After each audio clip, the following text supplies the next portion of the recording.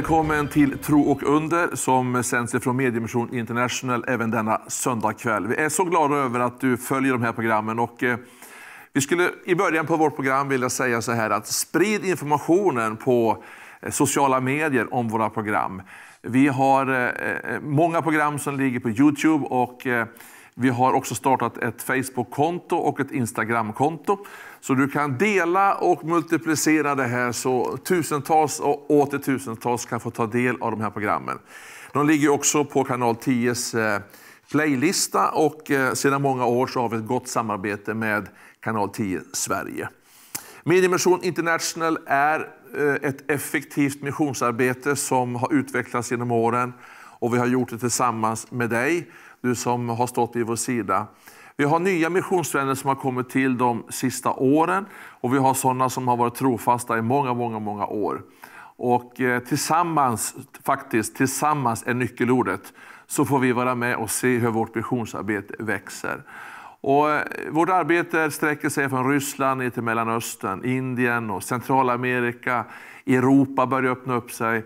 Och det består av tv-arbete, det består av litteraturspridning, det vi trycker miljontals böcker och biblar faktiskt. Och du som har varit med och sett de här programmen vet att det är ett arbete som vi ibland säger att det andas karaktär. Därför att vi tror vad vi vet var vi kommer ifrån, vi vet vad vi håller på med och vi tror också ganska bestämt var vi är på väg någonstans. Och så länge vi lever och finns till så vill vi göra missionsbefallningen som en del av vårt liv.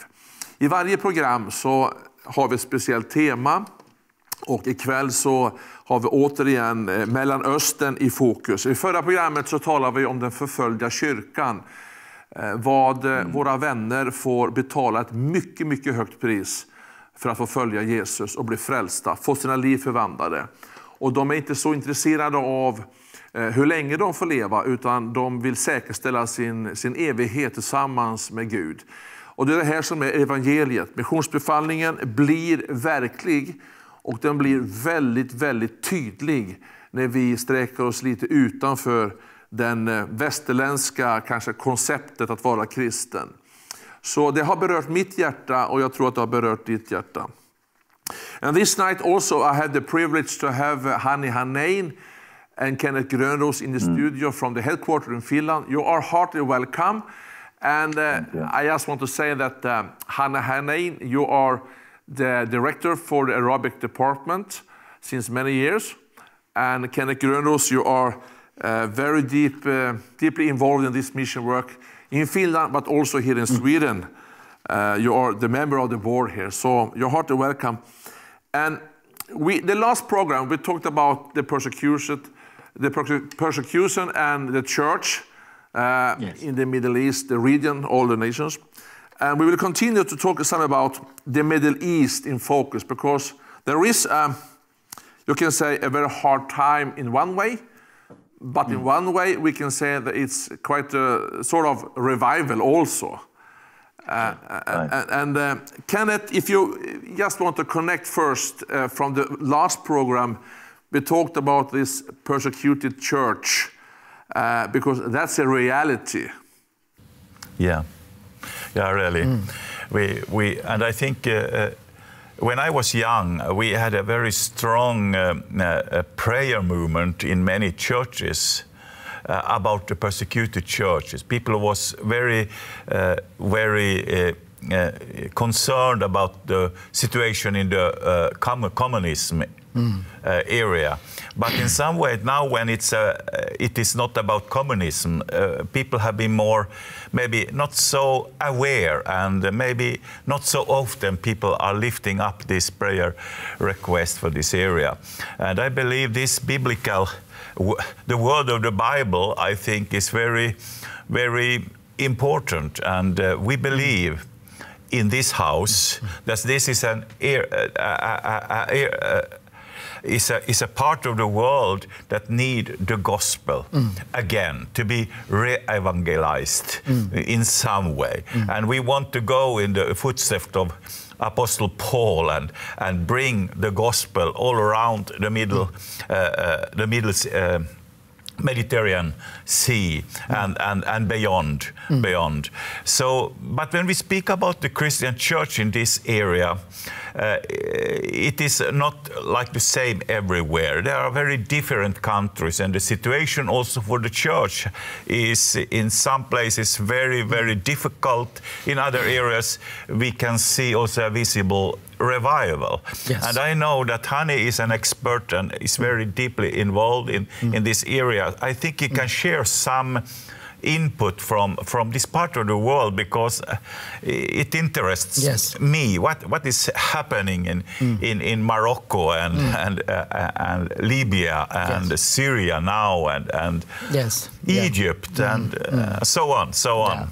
Yeah, as I am coming from Egypt, it is like an Islamic country. And of course, Christians there are like 15%. And I have gone through also this kind of, how we can live together as a Christian and Muslims. And to face this kind of challenges every day is not easy. Like since you are small child, then you can see the differences, how they can recognize you are a Christian, so you don't have full rights to live. So you have to, make your life in such a way you trust, of course, the Lord, but also you have to make some, work on you. Do you love Muslims or do you hate them?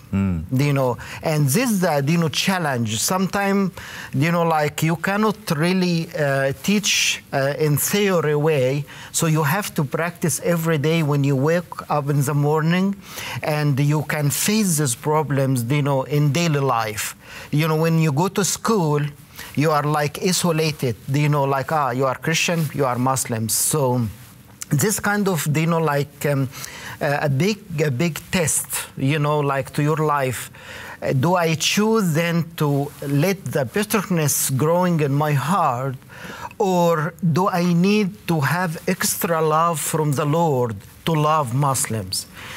Personally, we have really gone through difficult time that you wish you have a gun in your pocket and you can shoot everyone, in the street, because you can see, it is unfair, injustice to live, in such a level you have no rights to live. In school, you can see, from our names, you are Christian. So you can see, the atmosphere, it is horrible. But for me personally, of course, every country have different, level of hard time, like North Africa, Middle East, Gulf, area, and this kind of very closed countries. But I learned myself, when I received the calls from God to reach Muslims, I said, God, I had some problem with them. As a Christian, was growing in Egypt in such atmosphere, and I did not have all my rights. But then it was extra love from God to love Muslims.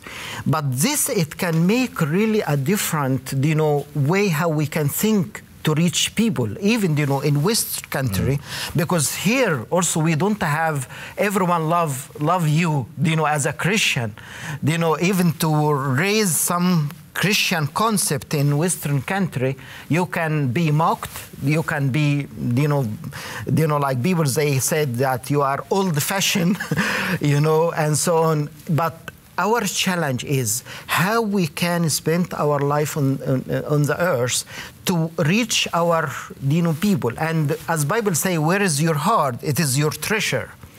And sometimes my heart is, to build my, a new home, or to buy a new car, or to have some, extra materials and so on.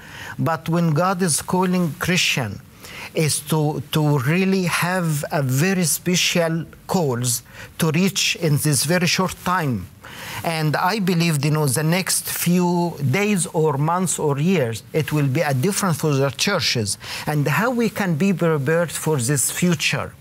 And don't copy paste, don't okay, Kenneth is a good missionary and I would like to do as Kenneth. No. God is giving you a unique invitation and calls to reach your people. Our focus in Middle East and these Islamic countries is really to have to update vision from the Lord and to use all the technician, equipment, how we can reach those people. After COVID-19, we have really different, atmosphere. We have a different, world now. Small virus has changed all the, globe. So we have the most almighty God, Sometimes we forgot that, we are struggling from our own power, to reach those people. And we forgot, we have God who loves those people more than us. And to use this, abilities, as a Christian, I think it can make a different story. I would like to show insert from the Middle East, especially from Syria, when ISIS came and they destroy everything. I remember the story of the little kid before they killed her. They killed her parents in front of her, and she said, "Before you kill me, remember, when now I go to God, I will tell him about you." Mm-hmm. And one of the ISIS has cried, and he did not want to shoot her. So his fellow or his friend, he shoot both of them. So you see, we really see different, way how we can really come close to these people. So I would like to show this insert to viewers how really the evil also works, but love always win. When you love people, you will change their life. We'll take a look at that insert right now. We'll be back in a few minutes.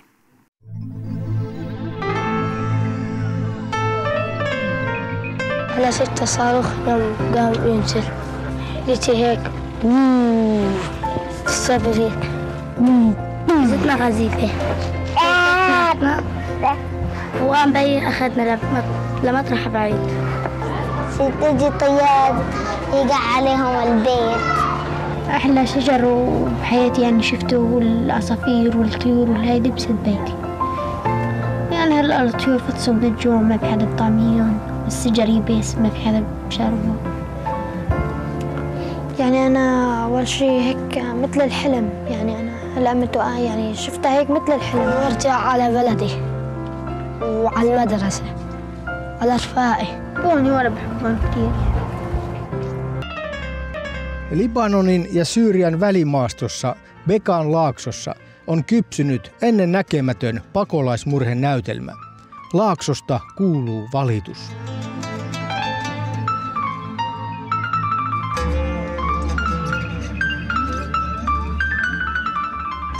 Syyrian pakolaisilla on hätä.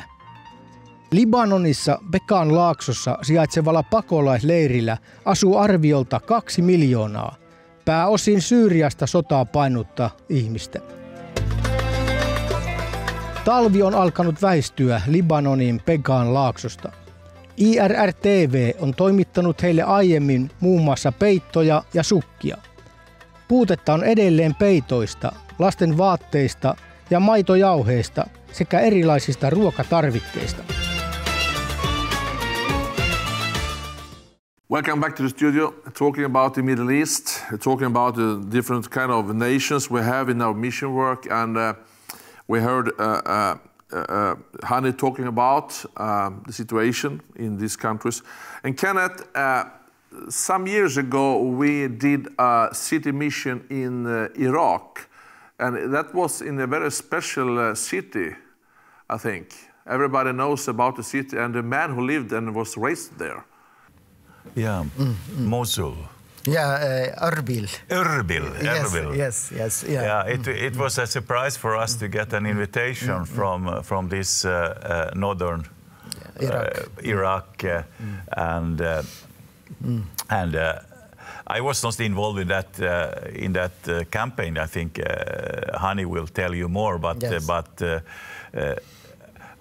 now we have new invitations from these areas. So as soon as possible, we are ready, very much ready now to go to this area and start again, because what Hani said is last years has also changed the atmosphere in many ways in many countries. So we believe the harvest is ready. But Hani, I think, know more of what happened there. We in the West world, Finland, Sweden, Norway, when we talk about mission work and to do mission city campaigns, the most of the Christians in Sweden and Finland, I think they think about go to Africa and to, you know, Africa is Africa, but when we talk about Iraq, we're talking about South Sudan, we're talking about Syria, Egypt. Not so many people talk about those countries because we want to have mission work there, but nobody wants to go there. Exactly, because Morgan, we also think mission that only it becomes mission when we ourselves are there personally, but in the closed countries we must find another way, another strategy.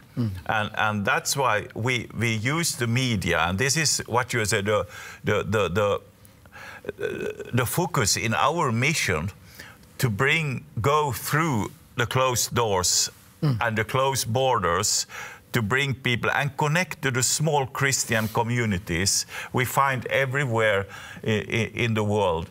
And I can see this is mission as much as if I live there and have pay my rent and all the costs around traditional missions. So we are very, we can make it, we must do it in another way, because God's heart, God wants to reach all nations, all languages, all tribes, everybody. Yeah, I remember when we received the first invitation from North Iraq, from Erbil. And at that time, it was really hard time because ISIS start to raise there, because Erbil and Mosul, Mosul is the center of ISIS, you know, the headquarter of ISIS. It is just 70 kilometers far, so it takes like maybe few minutes they can reach us in Erbil. And now we are receiving invitation to go even to Mosul to rebuild all the society again. Imagine that, if you go to Mosul now, ISIS, before they left, they destroy everything. They put the whole city underground. Imagine that. So when you go there, it is not just, to stand on the stage and to say, God loves you. So, and they will ask you, show us how he loves us, and we lost all our home, families, and so on. So again, you need to reform your vision, how you can reach this, destroyed country. So that's why it is our challenge. It is not like a theory issues. It is in practical issues. You go and like if I am hungry, you cannot say that go and eat. Give me food. If I am naked, you cannot say go and buy clothes. Give me clothes. So you need to have a practical love to people, to reach them. So again, we have several invitations to go to this very closed country, even to Syria. Syria still, they have a lot of, very fanatic Muslims, very terrorist, different groups there. So, but again, we focus how we can reach those people as soon as possible before we lose them. Yeah. If we mention some countries in the Middle East, I mean, we have Iraq, Senegal. In Africa, we have North Africa, we have Egypt. And so, which country is, in your experience, most, I mean, hard or I mean, to reach the people, to find a way to reach them with the gospel? Which country is the most challenging country right now? You know, yeah, maybe my answer is like every country. You know, like really, yeah. And somehow, like when you go to every zone or every region, you can see that really they are in need. And sometimes, like really hard to choose, because everyone would like to be saved, to have a peaceful life. But sometimes we have to really make priority in our choices, But I believe Syria is a top country that are in bad need, and also Iraq. If we can think also Sudan and Lebanon again, because we are receiving again, to come to rerun the same megacity campaign in Lebanon, because they said one time it is not enough for us. We would like to experience again the big change in our life. We have in Africa, Senegal, and also many countries in Africa as well. But again, like we are ready to go where God calling us to go. Of course, but also when we generally talk about China, we have been talking about for decades about the underground growing church, the Christian church.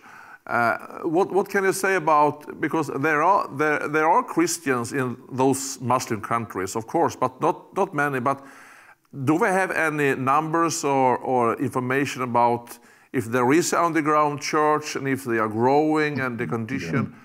Because that's a very good question. Because I meet people in Sweden, they're asking me, what about the Christian? Is there a church, underground church? Yeah, I think if, I'm sorry, can you say, for example, in Iran, they arrested some pastors in Iran, and they said that, do you know the number? We are investigation here, like the number of Christian or former Muslims. Then the pastors, they answered, oh, maybe there are few, thousand or something. They said there are few millions. So there are so many underground churches. Sometimes, it is for the security reason, we cannot tell everything. But believe me, the last 5 years, the number of Christians and underground church is increasing really in such a way we are amazed.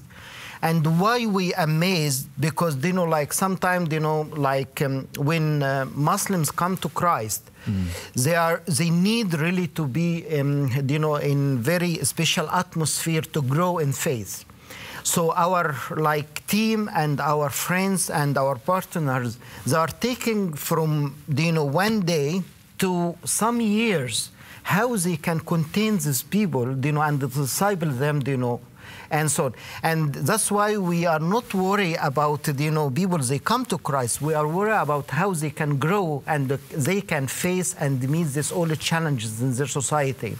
So Morgan, of course, in heaven, we will surprise about the numbers of people, but we will all rejoice together when we see, like the work what we have done with God. We have a lot of fruits, and how God used us to reach those people. Wonderful to hear. And Kenneth, to the very end of this program, because every time we have good programs, the time is flying away. But you also are deeply involved in not just in the headquarters in Finland, but also you're a member in the board in Sweden. So what do you want to say to the Swedish mission friends we have, and maybe new friends, when we talk about this area we're working with? How can they support? Because we need some help, also prayer. Yeah, everybody can understand. We are producing, or Hani and his team are producing about 1,000 programs every year.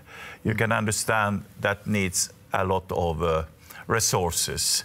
And we also are sending our programs on 16 different satellites that cover all this area we have spoken about in this program. We don't can count exactly the numbers, but we get reports from the companies' satellites that the number of viewers have grown very much in this last year, especially during the COVID-19 year. And we also get an indication from our follow-up offices about we got responses, a growing number of responses, about 200,000. To 400,000, yes. To 400,000 every month. Think about that. That gives an understanding that we are not speaking out just in the air, we are touching people's hearts. And I believe today we need to go behind the closed borders and the closed doors to bring the gospel. This is the time in this region to really bring the gospel of peace and forgiveness. They have suffered a lot in all this area, and we see it on TV every day, and we shake our heads and we think it's terribly. Everywhere there are human beings, people that need life, need Christ. Thank you so much, Hanne Hanne and Kenneth Grönros, for this program as well. And it's always good programs when we talk about Middle East, because we can have 1,000 programs also in Sweden just about this Middle East. You're welcome. So thank you so much, brothers and friends, for participating in this program. Och till dig, du som lyssnar i Sverige nu på de här programmen, var med och bed för oss. Vill du ge en gåva, så gå in på vår hemsida mediemission.se. Där har du all information du behöver. Vi finns på sociala medier, Facebook och Instagram. Sprid dem och ta del av det Gud gör inom vårt arbete. Och så står vi tillsammans och vi tror att det bästa ligger framför.